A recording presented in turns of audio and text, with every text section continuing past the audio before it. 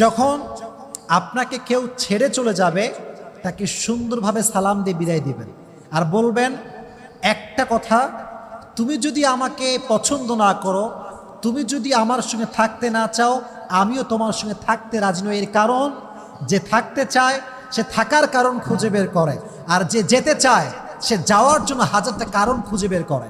যে আমি সেদিকে একটা কথা শুনছিলাম, মারাত্মক কথা, जो मेरा नहीं मैं भी उसका नहीं, अगर आप मेरा होना नहीं चाहते तो मैं भी आपका होना नहीं चाहता। কথা ঠিক কিনা বলেন যুবক ভাইরা?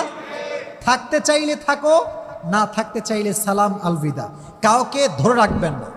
মনে রাখবেন, ব্যক্তিত্ববোধ যার আছে সে কখনো হাত ধরে কাউকে ধরে রাখে না, বরং সে বলে যে আমার, সে তো আমারই থাকবে, তাকে বোঝাবার কোনো প্রয়োজন হবে না। যুবক ভাইরা কথা বলেন ঠিক কিনা?